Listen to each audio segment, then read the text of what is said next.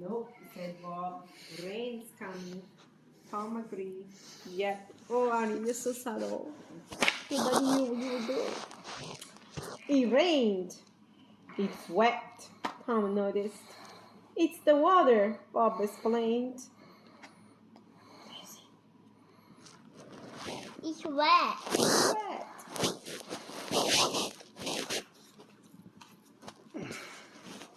Bob jumped up.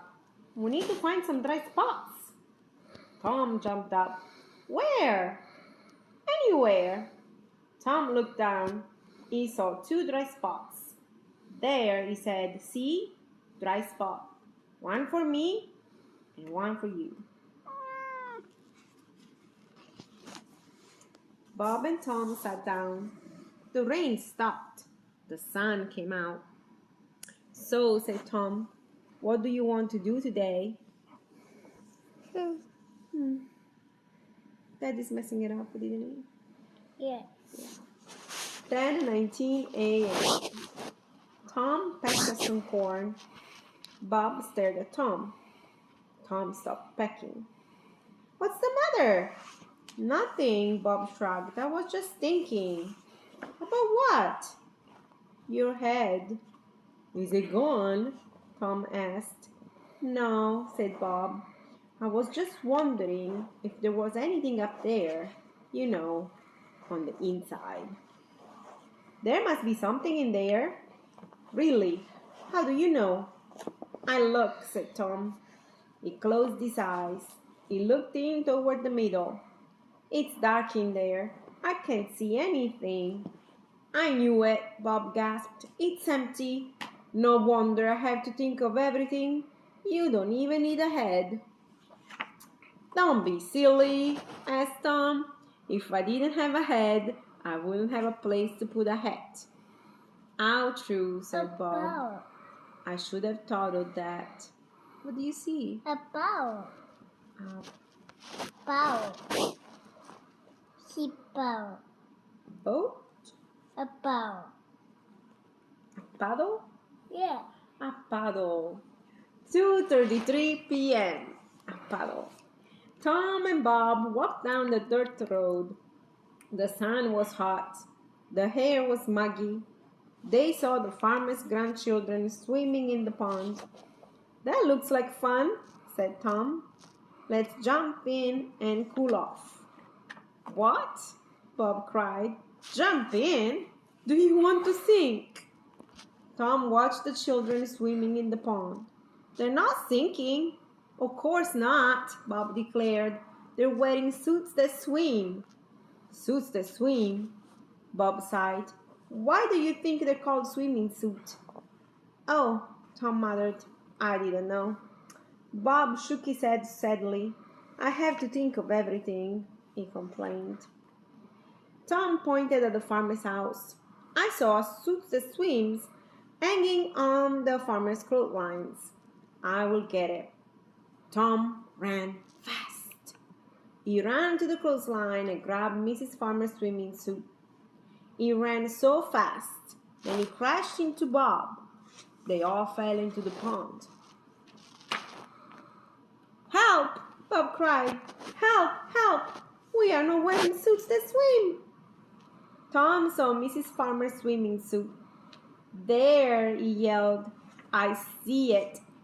He broke into 2 pieces, a part for you and a part for me. Put it on before we sink.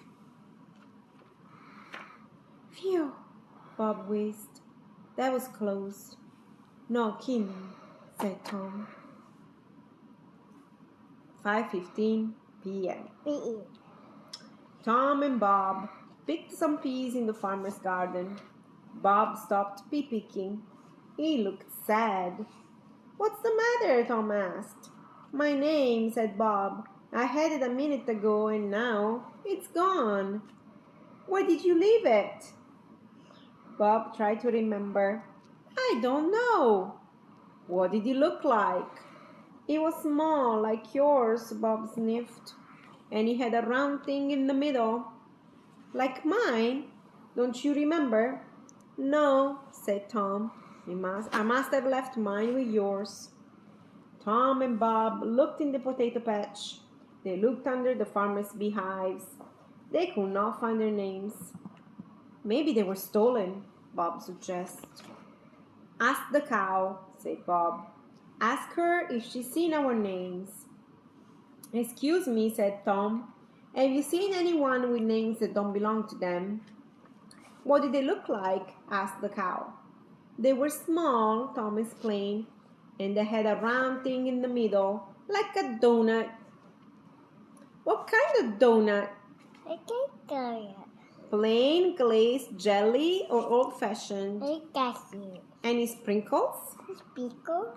I forgot, said Bob. Nope, said the cow. Sorry. They searched everywhere. They asked and asked, but no one has seen any names that didn't belong to them. They asked the cat. They used binoculars. They asked the opossum. They used a metal detector. Asked the sheep. The two turkeys crossed the road and plopped down in the shade of an old oak tree. "Oh," said, Bob moaned.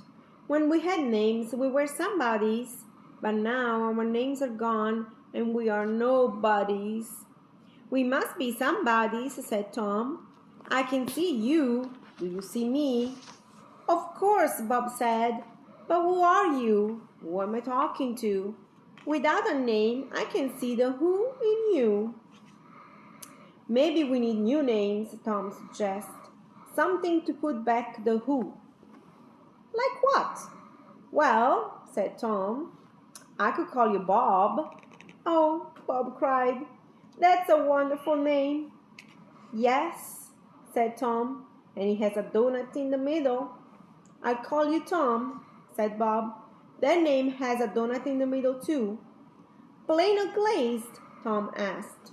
"Plain," said Bob. "Mine is glazed."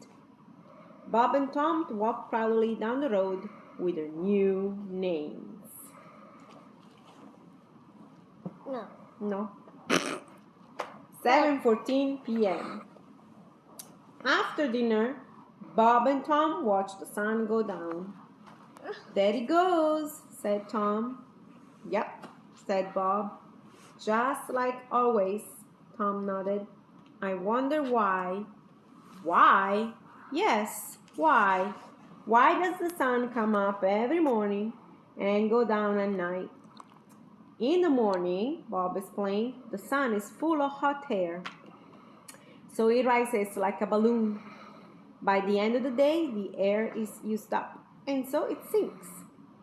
"It has a leak?" Tom asked. "The sun is old," Bob said. It takes all night to refill it." "Where?" "At the gas station." "Wow," said Tom. "You are so smart." "I know," Bob agreed. "We are what we are." "I know something too," said Tom. "Really?" "Yep, I know what we're going to do today." "At last," Bob remarked. "What?" "Sleep." "Oh, right," Bob agreed. "So, what do you want to do tomorrow?" And all done. No.